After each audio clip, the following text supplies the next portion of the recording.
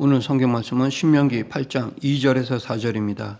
성경에서 광야만큼 중요한 곳도 없습니다. 왜냐하면 이스라엘의 역사를 보면 광야에서 일어난 중요한 사건들이 많이 있기 때문입니다. 바로 이곳에서 출애굽 1세대와 여호수아 이후 세대가 갈라지게 됩니다. 그만큼 광야는 하나님의 특별한 연단과 훈련의 장소요, 하나님의 양육과 공급과 보호와 인도의 신비한 원리가 숨어 있는 곳입니다. 또한 광야는 낮에 강렬한 해와 밤에 엄청난 추위, 그리고 들짐승에 노출되어 있는 위험한 장소인 반면에 하나님의 강권적인 보호와 능력이 함께 존재하는 곳입니다. 하나님께서 이스라엘 백성들을 애굽에서 이끌어내셨는데 애굽에서 나오자마자 이스라엘 백성들이 간 곳은 광야였습니다.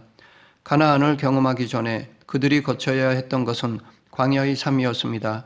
이스라엘 백성들에게 광야는 어떻게 하다 보니 길을 잘못 든 것이 아니라 하나님께서 의도적으로 이곳으로 이끄신 것이었습니다. 광야는 물도 먹을 것도 없는 결핍된 곳입니다. 집도 쉴 곳도 없는 안전하지도 않는 곳입니다. 이정표도 방향도 없는 불확실한 곳입니다. 이곳에서 할 수 있는 것이 아무것도 없습니다. 그러면 왜 하나님은 이스라엘 백성들을 광야로 몰아넣으셔서 광야의 신앙을 갖게 하셨을까요? 첫째, 광야의 신앙은 벼랑 끝의 신앙입니다.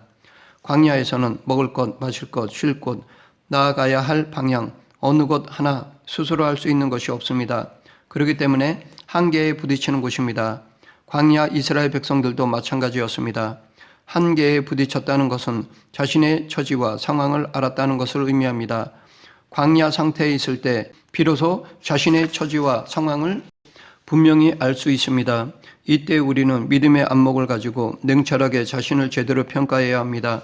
그래야 하나님 앞에서 겸손해지기 때문입니다.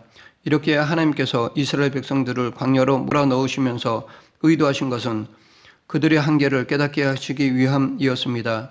이를 통해 하나님은 그들이 당신만을 의지하도록 하시기 위함이었습니다. 내 하나님 여호와께서 이 40년 동안에 내게 광야길을 걷게 하신 것을 기억하라. 이는 너를 낮추시며 너를 시험하사 내 마음이 어떠한지 그 명령을 지키는지 지키지 않는지 알려 하심이라. 이처럼 광야는 벼랑 끝에서 하나님을 경험하게 하는 곳입니다. 이스라엘 백성도 광야에서 먼저 무기력한 자신을 만나게 되었습니다. 자신들의 한계를 깨닫게 되었습니다. 누구나 한 번쯤 벼랑 끝에 서게 됩니다. 질병, 사고, 실패, 낙심, 성공 이후에 찾아오는 공허 등 각자마다의 인생의 벼랑 끝에 서게 됩니다. 그런데 우리가 처한 벼랑 끝이 무엇이든 하나님이 함께 하시면 그 벼랑 끝은 인생의 끝이 아닌 새로운 시작이 됩니다. 광야라고 하는 벼랑 끝은 하나님이 역사하시는 능력의 장소이자 복이 임하는 은혜의 장소입니다. 그 이유는 하나님의 은혜가 임하면 벼랑 끝에서도 날아오르기 때문입니다. 그러하기에 성도의 인생에서의 광야의 때는 엄격히 말하면 절망의 때가 아니라 소망의 때인 것입니다. 믿음으로 깨어 있으면 오히려 이 광야의 시간이 하나님을 만나는 기회가 될 수 있습니다. 우리는 광야와 같은 시간이 있을 때 비로소 자신의 한계를 다시 확인하고 철저히 하나님께 매달릴 수 있습니다. 그러하기에 하나님은 우리가 자신의 무능력함을 철저히 깨닫고 철저히 포기하도록 우리를 광야로 인도하시는 것입니다. 이것이 벼랑 끝 신앙입니다. 벼랑은 내가 포기되는 순간입니다. 벼랑 끝에까지 가지 않았다면 여전히 발을 디딜 만한 여지가 있는 것입니다. 하나님께서 광야로 몰아가실 때는 우리가 믿고 발을 디딜 만한 여지까지 없애십니다. 여기에서 광야의 신앙이 만들어집니다. 반면에 이 벼랑 끝은 하나님께서 역사하시는 곳이기도 합니다. 하나님만이 나의 힘이라고 고백할 수 있는 곳입니다. 이렇게 벼랑 끝은 하나님을 깊이 체험하는 곳입니다. 광야를 통한 벼랑 끝은 결국 하나님이 역사하시는 시작이 됩니다. 이를 통해 광야에서 벼랑 끝의 신앙을 가지게 됩니다. 그러나 누구나 벼랑 끝에서 하나님을 경험하고 놀라운 하나님의 은혜를 경험하는 것은 아닙니다. 벼랑 끝에서 하나님의 은혜를 누리는 사람들은 벼랑 끝에서 올바로 반응한 사람들입니다. 즉 벼랑 끝에 섰을 때 원망과 불평으로 반응하지 않고 살아 역사하시는 하나님의 얼굴을 구하고 신실하신 하나님을 신뢰하고 의지하고 기다리는 사람들에게 벼랑 끝은 하나님의 놀라운 역사하심과 은혜가 넘치는 곳으로 바뀝니다. 하나님은 벼랑 끝에서 새 일을 시작하십니다. 그러하기에 우리는 벼랑 끝에 섰을 때 찾아오시는 하나님을 신뢰해야 합니다. 하나님께서 우리를 벼랑 끝으로 몰아가시는 이유는 우리를 변화시킬 뿐 아니라 하나님만이 힘이심을 알도록 하기 위함입니다. 벼랑 끝은 위험하고 고통스러운 곳이고 두렵고 떨리는 곳이며 놀랍고 무서운 곳입니다. 그런 벼랑 끝에서 하나님의 은혜가 임합니다. 이것이 하나님의 역설이고 하나님의 신비입니다. 하나님은 벼랑 끝에서 일하십니다. 벼랑 끝은 하나님이 역사하시는 곳입니다. 실제로 세상적으로 보면 광야는 모든 것이 부재하는 황량한 곳입니다. 먹을 것도 없고 마실 것도 없고 거주할 만한 곳도 없습니다. 불뱀과 정갈의 위협이 있습니다. 보장된 것은 없고 불확실한 미래만 있을 뿐입니다. 그러하기에 우리의 궁핍한 광야 생활은 모든 것을 다 잃은 장소처럼 느껴집니다. 애굽의 마늘과 부추와 고생스럽지만 그냥 익숙해졌던 그 시절이 생각날 수 있습니다. 그러나 모든 것을 잃었지만 얻는 것이 있음을 깨달아야 합니다. 모든 것이 없어도 우리와 함께 계시는 분이 하나님이십니다. 혹은 일이 안 되어서 재산에 손해가 있어서 건강하지 못해서 소망하고 바라던 것이 없어서 황량한 인생처럼 느껴질 수 있지만 이때 우리가 알아야 할 것은 더욱 주님과 가까이 동행하고 주님께 매달리고 주님을 의지해야 합니다. 왜냐하면 광야는 하나님을 의지하게 하는 것이 하나님이 허락하신 벼랑 끝이기 때문입니다. 3절 너를 낮추시며 너로 줄이게 하시며 또 너도 알지 못하며 내 열조도 알지 못하던 만나를 내게 먹이신 것은 사람이 떡으로만 사는 것이 아니요 여호와의 입에서 나오는 모든 말씀으로 사는 줄을 너희로 알게 하려 하심이라. 벼랑 끝에 섰을 때 우리가 해야 할 일은 하나님을 기다리는 것입니다. 그냥 기다리는 것이 아니라 광야의 하나님을 기억하고 인내하며 기다리는 것입니다. 둘째, 광야의 신앙은 성장하는 신앙입니다. 하나님께서는 이 시련의 광야 생활을 통해서 이스라엘 백성들에게 주시고자 하는 것이 있었습니다. 그것은 하나님이 예비하신 복이었습니다. 즉 이 광야는 앞으로 들어갈 가나안에서 이스라엘 백성들에게 주실 복을 그들이 온전히 누리게 하기 위한 훈련인 것이었습니다. 하나님께서 이스라엘 백성들을 물이 없는 곳으로 이끌어서 물을 마시게 하시고 먹을 것이 없는 곳으로 이끌으셔서 먹을 것을 주신 것은 시련을 통해서 그들의 믿음을 성장시킨 것입니다. 이처럼 광야는 시련을 통해 신앙의 성장을 가져오는 것입니다. 하나님이 바라시는 것은 이스라엘의 고통을 받고 좌절하여 멸망당하는 것이 아니라 당신이 예비하신 복을 받는 것이었습니다. 가나안 땅에 들어가기 전 이스라엘 백성들이 준비되어야 할 것이 바로 그 복을 감당할 능력이기에 그 능력을 키우고자 사용하신 것이 바로 광야였습니다. 믿음은 고난과 시련을 통해 성장합니다. 광야에서의 고난과 시련이 없으면 믿음은 성장하지 않습니다. 광야의 시련을 통해 성장하는 믿음은 강합니다. 쉽게 넘어지지 않습니다. 우리의 신앙은 어려움이 있을 때 성장합니다. 대부분 우리는 광야의 시련만 없으면 신앙생활을 하기가 좋을 것으로 생각하지만 그렇지 않습니다. 우리의 신앙 성장과 신앙의 환경은 반비례합니다.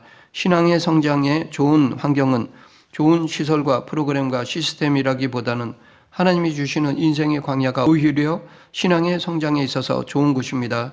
이스라엘 역사를 보더라도 정작 가나안 땅에 들어간 이스라엘 백성들에게는 부족한 것이 없었습니다. 그러나 시간이 지나면서 오히려 이스라엘 백성들의 신앙은 더 약해졌습니다. 그 이유는 하나님을 잊었기 때문입니다. 풍부한 물질만 바라보았기 때문입니다. 광야 생활은 이스라엘 백성들에게 아무런 의미가 없는 과정이 아니었습니다. 시간을 허비만 하는 잃어버린 시절이 아닙니다.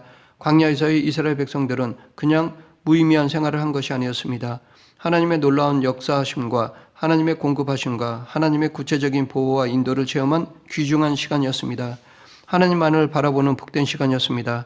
이 세상에 그 무엇으로도 할 수 없는 것을 경험하고 이 세상에 그 누구도 받지 못한 하나님의 은혜를 체험하는 시간이었습니다. 이런 이유로 하나님은 지금 우리들을 광야 학교로 인도하시는 것입니다. 또한 광야를 통해 이스라엘 백성들이 낮아지고 겸손하게 될 때 앞으로 들어갈 가나안 땅에서 얻게 되는 은금과 육축과 소산물을 귀하게 여기고 감사할 수 있습니다. 타는 듯한 목마름을 겪어봐야 물에 감사할 수 있고 배가 고파봐야 음식에 감사할 수 있는 것입니다. 이 때문에 하나님께서는 이스라엘 백성들이 광야를 듣기만 하거나 관람만 시킨 것이 아니라 경험하게 하신 것입니다. 광야의 체험을 통해 이스라엘 백성들을 바꿔나가셨습니다.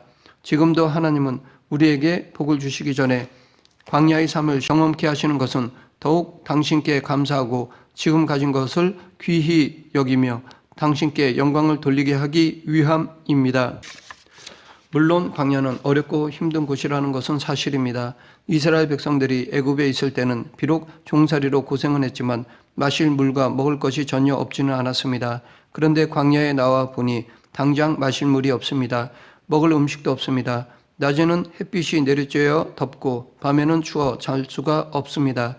그렇다고 약속의 땅 가나안이 눈앞에 즉시 보이는 것도 아니고 생각보다 멀었습니다.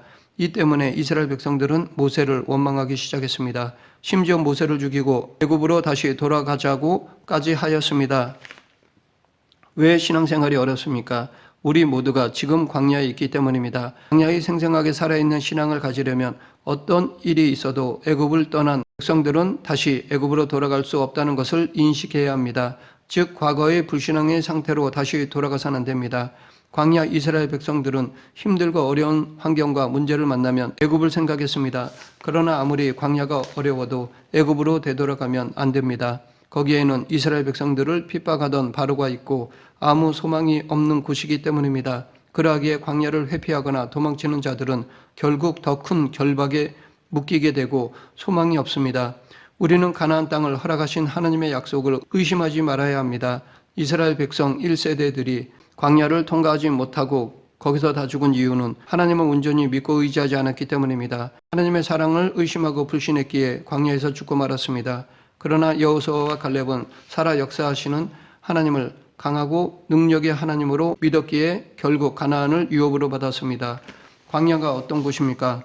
물도 없고 식량도 없습니다. 낮에는 덥고 밤에는 춥고 땅에는 정갈, 독사가 우글거리는 그런 곳에서 200만이 넘는 사람들이 살아간다는 것은 도저히 불가능한 일입니다. 그런데도 80살이 넘은 모세가 120살이 되도록 수많은 사람들을 이끌고 광야를 지나갔는데 눈도 흐리지 아니하고 기력이 왕성했다고 성경은 말하고 있습니다. 그것은 하나님의 도우심과 보호하심이 있었기 때문입니다. 다른 방법이 없습니다. 하나님을 철저하게 의지했기에 가능한 것이었습니다. 이스라엘 백성들이 홍해를 건너 수르 광야로 나와 사흘 길을 행하기까지 마실 물을 얻지 못하여 기갈에 빠질 때 그들에게는 출애굽의 기쁨도 잠시요 홍해의 기적도 잠깐이었습니다. 그런데 마라에 도착하여 물을 발견하였는데 그 물이 써서 마시지 못하게 되니 이스라엘 백성들이 모세를 원망하고 반역하였습니다.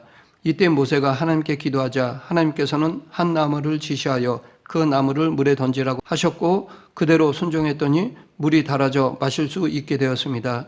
이를 통해 하나님은 당신이 치료하는 여호와이심을 증거하셨습니다. 그러므로 우리의 인생에서 마라가 찾아오면 원망하지 말고 하나님을 의지하며 기도하면 치료하는 은혜를 베풀어 주실 것입니다. 그리고 마라를 지나서 엘림이라는 12샘이 예비되어 있었듯이 고난 너머에 하나님의 은혜가 예비되어 있음을 믿고 매 순간 믿음에 인내를 더하여 광야를 통과해야 할 것입니다. 마라라는 고난 상황에서 우리는 하나님을 의심하고 원망하여 불순종과 불신으로 반역하지 말고 더욱더 하나님을 의지하여 하나님의 예비하신 엘림의 복을 바라보고 오늘의 어려움을 이기고 광야를 통과해야 할 것입니다. 이런 믿음을 소유한 자를 하나님은 그들의 필요를 채워주시고 끝까지 인도해 주셔서 광야를 통과시켜 주십니다. 오늘 본문 4절 이 40년 동안 내 의복이 헤어지지 아니하였고 내 발이 부르트지 아니하였느니라. 또한 광야는 무엇인가를 쌓을 수 있는 장소가 아닙니다. 광야에서는 머무름, 곧 안주함은 불신앙으로 연결되었기에 하나님은 이스라엘 백성들이 시내산 지역에서 안주하지 않도록 다시 움직이셨습니다. 광야 신앙은 안주하는 신앙이 아니라 하나님의 인도하심과 동행하는 삶을 사는 신앙입니다.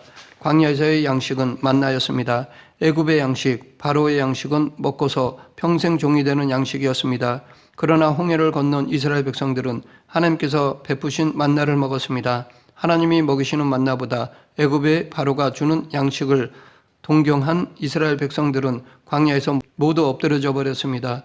이처럼 우리는 자기 자원이 아니라 하나님의 자원으로 살아가야 합니다. 세상의 자원이 아닌 하나님이 공급하시는 은혜로 살아가야 합니다.